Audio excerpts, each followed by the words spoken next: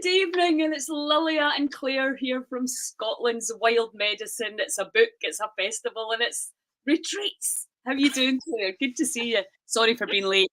Yeah, Lily has forgotten that the clocks have changed. I'm having a real big issue with time these days. It's like, what? Is it April already? No way. It's just, time is really flying for me. And so. Yeah, I think it's that energy of spring, isn't it? It's a busy time of year and there's so much going on. People are starting to do, loads and loads of things, and you get a bit caught up in it. And also, I think the fact it is only an hour, but it does take me about a week to normally actually get into the. I don't know. I love that time in the morning. I really do, but obviously it's changed a little bit now. So yeah, for sure. No excuses. No excuses. Let's talk about. Well, we've got. I think we might have one space left for our retreat, spring retreat, because of a mix-up. We thought it was sold out, but I think we've got one place, but obviously we've got our winter retreat as well. But before we go on and talk about that in a bit more detail, let's talk about April's Wild Medicine. Yeah, this is where it starts to get very exciting. So basically we're in the kind of throes of spring now. So all the young greens are coming up. The nettles are ready for picking. In fact, I can just show you there's a nettle harvest over here. So that's some nettles that are drying in the corner there. The wild garlic is very harvestable, depending on whereabouts in the country you are. You might be picking buds just now. We are still in the land of lots of greens, and the buds are starting to form. The weather's been fantastic the past week, so we've been quite lucky because things have really started coming through. The dandelions are coming out, so you can harvest dandelion leaf and flower at the moment. The ground elder is very much in full flow of pickability. What else is there? Yeah, this weekend I was going to mention from Sunday right the way through until Wednesday or Thursday of next week. We've got some really good tides coming up, really big tides. So now is the time to get ready for seaweed harvesting if you haven't managed to do that yet this spring. So lots and lots of varieties will be visible at those big low tides. So obviously you can look that up online for your local area, what time the low tides are. Gorse, that's another thing. Explain to people that have maybe never harvested before, I wouldn't understand why the low tide is such a great time to get it. Yeah, well, it depends on what varieties you're looking for. So obviously different species of seaweed grow in different kind of tidal zones. So, most of us are familiar with the racks, like bladder rack and channel rack and egg rack and all these kind of really common seaweeds that grow quite high up the tidal zone. But the lower tides just expose different varieties that grow in deeper waters. So things like your kelps, alaria, daberlocks, things like pepper dulse and dulse itself, sea spaghetti. So it just gives us a much wider variety, gives us access from the shore rather than getting in your wetsuit or getting your snorkel on. Literally to die for it. Yeah, exactly. Yes. So, of course, remembering when we're harvesting seaweed, take yourself a pair of scissors and, snip from the plant rather than ripping it off the rocks, because that's uprooting it, so it can't regenerate. So always snip, never rip. Yes, I quite like that. Even I can remember that. And I think if you look at it, and as if you're pulling a plant or even the wild garlic, you want to leave it, because obviously there's so many of these plants will keep giving and giving and giving to you as long as you don't uproot them. That's right. So it's about being aware and foraging sustainably and having care for the environment as well. Yeah. So can you just kind of briefly go over the enormous benefits of adding a bit of seaweed into your diet? And maybe How do you do that in particular? You know, what's your kind of favourite go-tos when it comes to seaweed? Yeah, so at the moment, I mean, usually if I've done a seaweed harvest, then there will obviously be some fresh seaweed around. So, like I say, at the moment, we've got access this coming week to some different varieties, things like sea spaghetti, which is a really nice used fresh. So you can literally use that like a pasta, or you can snip it up and put it into soups and stews. You can pickle it, you can use it in breads, you can stir fry with it. It's really versatile and it's quite a mild flavour in comparison to some of the other kind of stronger seaweeds. In terms of preserving, I tend to with seaweeds, I tend to mostly dry quite a lot. I will freeze some, and so I'll dry and powder some, and I will also use them in my ferment. So I'll add things into like krauts and kimchis and things like that. And I'll also pickle some as well. So like sea spaghetti, for example, is works really well as a pickle. So it's just really about being creative. Would you have anything else in with the pickled sea spaghetti, or would it just be that? Yeah, you can add other flavors in if you want to. You know, you can flavor your vinegar before you use it, so you can make yourself a spiced vinegar or something like that. You can add some wild garlic in. That's always a good addition to pickles. So yeah, just whatever you fancy flavor wise. Well, that fermented garlic, wild garlic, I'm just remembering that you had the last time. Yeah, that will definitely be appearing on the menu at the Scotland's Wild Medicine April retreat, and hopefully, if I make enough of it, it'll also be on the menu in November. Good point. Get stocking up there and storing up there. That's the thing, when you've got all this abundance around, it's like you kind of have to have all hands on deck to preserve it all, you know, because you want to try and maintain a supply of it all year round. That is the thing that I am realising. Living at the farm, it was so much easier. Everything was around just for, but when I'm in the town, it's just like, I thought I need to go and get some wild garlic. And I faff around, made pesto, etc. And then I got 2 jars. And I was like, that's going to last like 5 minutes. And I did notice that the buds were coming. And I thought, oh, is that quite early, or am I just late on the go? So I suppose I am just a little bit late on the go. But the buds are delicious anyway, aren't they? I mean, yeah, the buds are great. And then obviously after the buds, you've got the flowers. So they make, they're really spicy and pungent themselves. And, they look beautiful on a salad. And I actually dry the flowers and powder them and use them as a kind of garlic powder. Mix them with salt as well, make like garlic salt. So yeah, I think wild garlic's one of those plants that just, you can use most parts of it. And it's like the plant that keeps on giving, Yeah. Like, can you plant it in your garden? Will it come up like? Because it seems to just be abundant. I was in that Dalkeith Country Park. I have never seen so much wild garlic in my life. It's just fields and fields. There must be a certain environment that they like. Yeah. So it enjoys damp, shady banks, often close to water. You'll often find it near a river or a stream, but not necessarily.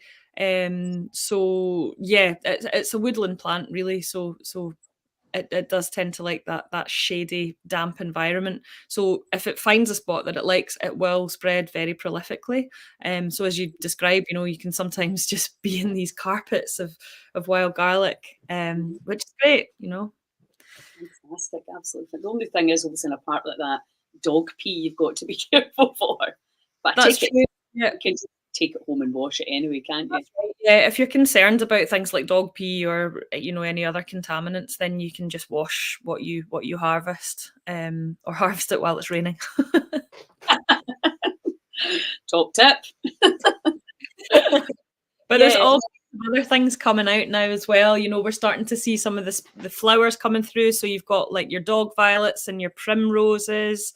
I just did a reel today about the flowering currant, so that's quite a good one to look out for. It's very yeah, so it does escape from gardens. It is a garden plant, so it's often you'll maybe even find it in a street in the city, or maybe you've even got it in your own garden.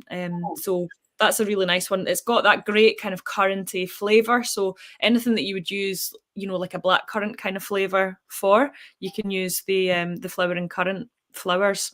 So it's got that kind of real kind of deep sharpness to it. It's delicious. Would you put that in salads? Yeah, you could put it in salads. Yeah. So I made a cordial with it. You can use it in sorbets. Obviously, it's one of the ones that people tend to put in boozy concoctions as well. So yeah, and that's actually quite easy to do, isn't it? I mean, that's very easy. Absolutely. Yeah. Get a bottle of gin and put that in it. Is that? Yeah, and the great thing about it is it goes pink, which just makes everything look wonderful. Exactly, it's girly and safe. Exactly. Brilliant. Right. So yeah, the pickling thing, I've not really done much of that. But I mean, the thing is with some ferments, they're not going to last that long, although some do, don't they? Yeah, if you've got enough salt in your ferments, then you know they should last for quite a long time. I mean, mine tend to be eaten before they go, you know, too soft or too sour. But yeah, I mean, I'm trying to think. Probably, I've certainly had ferments last for well over a year. If they're gonna, you know, there's enough salt added to them. So the Right. key is to make sure you've got plenty of salt. So I usually go with about a 2%. But if you want to be super, super safe, then you can go for a 3%. But yeah, that's with like a kraut, for example. I would maybe use a different percentage for brining and things. But yeah, that kimchi you had the last time I was up. I mean, that's the thing. I just eat. I mean, I eat it in no time. I know, yeah. And then it's finished, and I'm like, you should have made. You know, you need to keep making it when you're not. You know. Yeah. So that it's there, and just my lifestyle right now. But I did make some last week, and I'm really enjoying. Or a couple of weeks ago, I'm just really enjoying it. I'm like try and time it and work it in, but yeah, it's not as easy if you're away a lot. It's it's true. Yeah. Although I mean, I guess I'm a bit of a weird one because I am away a lot in the summer, but I just managed to kind of, I'm such a planner, and you know I'm always really prepared. And I think, you know, a couple of years ago, I made a batch of sauerkraut in the back of my van while I was, you know, on the road, which was like interesting because it was really hot. So I was literally like running back to the van, like opening the sauerkraut, and it was. I know, because I remember at the farm, you're just like, oh, I just started a kraut for you there. And I was like, fantastic.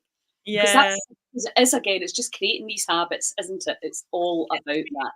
And you obviously, because that's all the kind of food that you eat, you've always got that stuff ready for your. And sometimes I get caught out and I don't have any kraut in the house for, you know, a week or a couple of weeks or something like that. But you know, you can do some very quick ferments as well that won't, you know, if you want to be eating fermented foods most days, then you can do things fairly quickly. You know, that'll, so that you're filling that kind of gap. I mean, the reason I kind of got into all this stuff in the first place, all the food preservation and the fermentation, was because of the foraging, and also because of growing all my own food. You know, so sometimes I would literally have like 12 cabbages ready to pick and eat at the same time, and I'm like, what am I going to do with all this cabbage? And that's where the sauerkraut came in. That's where the fermenting came in, because you know you can really preserve such a glut. And okay, it is a lot of work to, you know, massage 12 hours worth of sauerkraut, but it's so worth it for, you know, harnessing the power of your own food and having the benefit of all those ferments as well. 100%, because that's one thing, you know, when I was living at the farm and the food's just there, right, you know, right beside your caravan basically, and the kitchen's there. I thought, yeah, you need to be able to preserve, because quite often you've got 2 months where you actually couldn't eat it all, and then you know, and you have to find ways, and that's what we'd have done back in the day anyway. I'm going to put the light on because it seems to have got dark here. So I suppose you get to, you know, July, August, September, where there is actually too much food to consume, unless you just have all of your pals round. So, and then of course over the winter, especially here, you know, there really is a gap where you don't have an awful lot to eat. So, and especially like fresh things. So those preserves and ferments can really get you through the winter if you want to be trying to include as much of your own homegrown or home foraged, hand foraged produce as possible. So yeah, it's important to get into those preservation techniques. And the diversity, you know, I think I always talk about John Angus, the way he was saying, you know, feeling better is not that far away when you know, upgrade your diet. It can be, you can be feeling better in as little as a week to a couple of weeks. Yeah. And I think it can seem like such a massive task for people, but even in terms of diversity, if you just have a few different things, what we know from some of the data that's coming out about the gut biome is like a tablespoon a day is going to make a massive difference of a ferment. And then, but also just take 2 or 3 different leaves that you can easily identify. And obviously right now it's dead easy with the wild garlic. And add that in, you know, it's and maybe add a couple of different spices, and before you know it, you've really expanded the, you know, the microbes in the gut, which makes it easier for the body to heal itself. Simple as. Absolutely. No, I'm a firm believer in that. And, you know, I was speaking to a patient this morning who's, you know, quite chronically unwell, but she does pay a lot of attention to her diet. And she was, you know, talking to me about how she'd kind of been caught out because she'd had to go abroad to visit her dad who had been hospitalized, and you know, she's got celiac disease, and she doesn't really tolerate dairy very well, so she was literally, you know, just eating absolute junk because it was the only thing she could get while she was in hospital, which again, don't get me started on the food that's available in hospital rant, because that's another one. But yeah, she was literally 2 or 3 days just eating this food. She was like, I've never felt so bad in my life, you know. So the difference to what she was eating on a day-to-day basis, and then going from that to eating, you know, pretty much junk food, was really, really significant. So it does show that, you know, if you clean up your diet and you eat well, then it can make a massive difference to your health, regardless as to whether you're, you know, living with chronic illness or not. Yeah, absolutely. And that's the thing, we're all into prevention and making sure, you know, certainly from the Heal Scotland perspective and the monthly challenges that we've got, we're doing Love Your Lymph and Liver this month. So nice. I love it. That's brilliant. She's been on doing the Big 6. I don't know if you've seen that, with the sort of round the bottleneck points round here. Right, yeah. Armpits and round the knees and the groin to just to move. It's really, really simple, but you know, so powerful in terms of prevention. Just give the body a hand. And that's, you know, looking at, you know, packing and skin brushing, these simple free things that are not protocols that make you go, oh, I'll never be able to do that, which is comes to changing the diet, as we know, it can be really challenging for people. And the reality is, if a chronic disease is going to take a couple of years at least to heal, then you have to have something that you can maintain and sustain, because no diet works if you don't do it. Yeah, absolutely. That's great. That ties really well in, because I've been doing my spring cleanse packs this month, and I've just finished my 2-week spring cleanse, but I'm kind of carrying it on because it's just, I feel so great on it. But we've been doing a lot of work on the liver and the lymphatic system as well, and you know, using herbs to support the liver and the lymphatic system, and you know, excretion through the kidneys and improving skin health. So that ties in very much with what I'm doing, and perfect for the spring season where you're getting all these fresh greens through, you know, get them in your juicer if you're doing juicing, you know, the sticky willy, the nettles, the dandelion leaves, get all them into your cleanse, and get all those lymphatic herbs clearing out your system as well. So that's great to hear. Fantastic. But maybe you'll come on and maybe just talk about that a wee bit one morning if you. Yeah, for sure. That would be great. Because, you know, the more of these ideas that we've got, and I think, you know, thinking about the liver in terms of the emotions as well. Obviously, we've been talking about that and the colour of the, you know, and when it detoxes between 1 and 3 through the night when you're sleeping, and often that's when people wake up. So I think, you know, it's just that whole understanding of the body as this kind of incredible holistic system, interacting with the plants that are there at the right time in the right place. for us, you know, and that's, I think, what is just like, ah, my God, it's so incredible. So Yeah. that's a good time for me to bring in as well a little bit of the technology that people will get to some of the wild techno medicine that we're going to be using, because well, this year, well, everybody who comes will be will have an HRV, which gives us a really good look into the nervous system, which is obviously can be a big issue for people right now for various reasons that we won't go into too much detail. But if anybody's having chronic autoimmune issues and staying in the stress response all day, then we'll be able to see that hormone balance for men and for women. I mean, for women and for men, it's not just women now that have the hormone balance. There's so many endocrine disruptors. So the HRV really allows us to see what is going on and the neurotransmitters, the brain function. It's a phenomenal, it just takes a few minutes to do the test, and we'll be able to do one at the start of the retreat, and then we can do one at the end, and we'll be able to see how things have moved. And it's really powerful to let people see. It doesn't matter what protocol you do.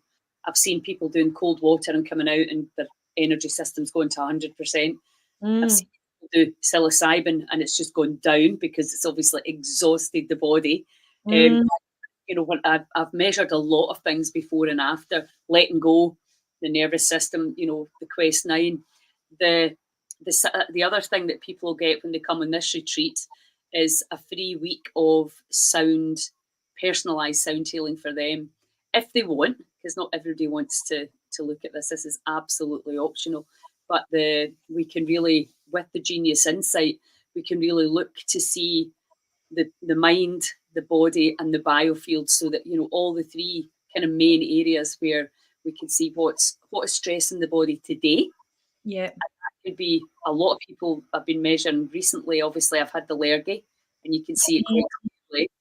But also, what has been stressing the body maybe for a long time, and particularly once you're run up the decades, there could have been chronic things going on there for a long time that have just got a little bit worse. And you know, maybe you don't feel that bad, but you don't feel amazing.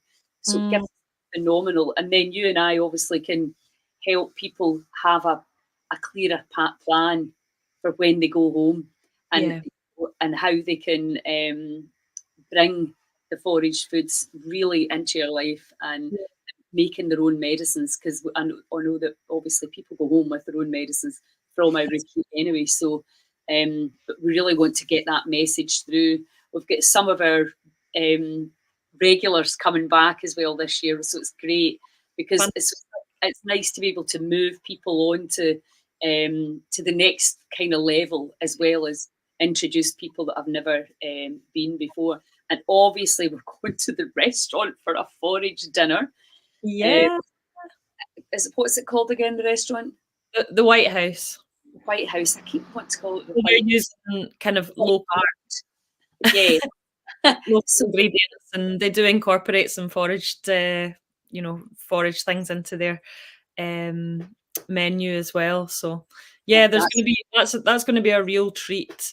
You know, and as yes, for us as well, absolutely. So yeah, that's going to be a real treat, and also, I think, just to add to what you were saying, that, you know, what it feels like people are getting from this is just this real amazing toolkit of different techniques and, you know, activities and things that they can do to really move their health in the right direction. So hopefully they'll leave feeling, you know, like they're very well equipped to move on in their health journeys.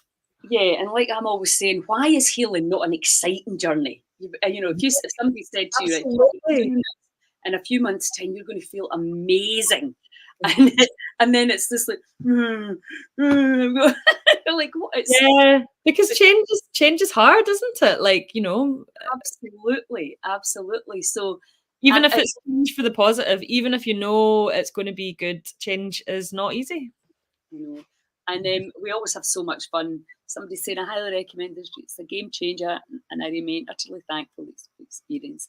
Have a great time delivering the retreat and sharing your beautiful space and knowledge. Oh, thank you. I can't see who that is because I can just see user, but thanks for that.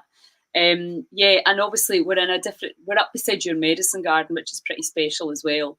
So people are going to see come that and look you at are the Good Life original, where and you've obviously got that beautiful little cabin as well, where you make all your own medicines and everything. I mean, it's just fantastic.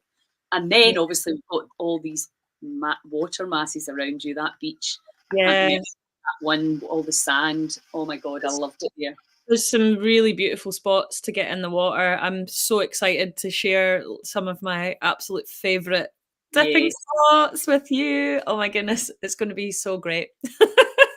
No, exactly. Not long now, as they say. Yeah, so fantastic. So if you can't manage to come this spring retreat, remember we've got one coming up in the winter as well. So really we're looking at now is the greens, clean the body after a long, hard winter in Scotland. And yeah, just get the vitality back into the body. It's just such a great way to do it, isn't it? Yeah, definitely. Spring greens, that's what April and May really are all about, the spring greens. So just get on it and get as much of that into you as you possibly can. Mon the nettles. Mon the nettles. Yeah, so fantastic. Well, is there anything else?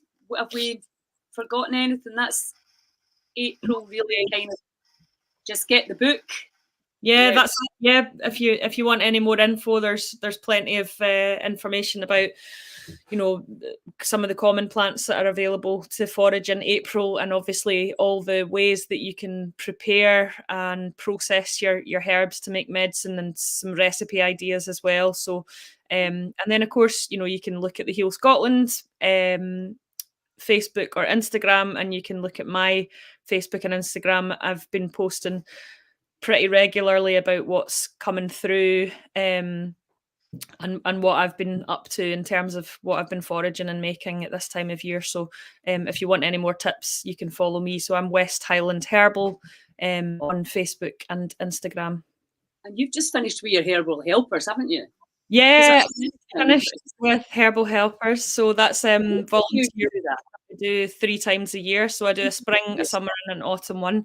The weeks are full this year, but I do have space left on the waiting list for autumn.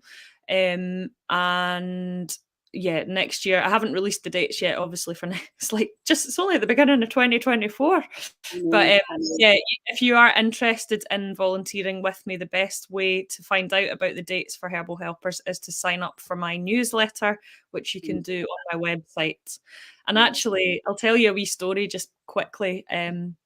I mean, we've just had a fantastic week with the Herbal Helpers because the weather was so good and just a lovely bunch of folk. But one of the days we sat down to a meal, and you will remember this from being at mine as well, Lilia. And we counted all the different plants that we had on the plate, including obviously herbs and spices and things, and we got to a total of 36. Yeah, diversity. So we were all feeling very smug and stroking our little microbiome tummies. Total microbe snob there. So fantastic. There's a t-shirt in there. I've got a feeling as well. Definitely. Yeah, for sure. Brilliant. So right, cool. Well, I will see you then it'll be 2 weeks to 2 weeks today. 2 weeks today, yep. 2 weeks today we'll be there.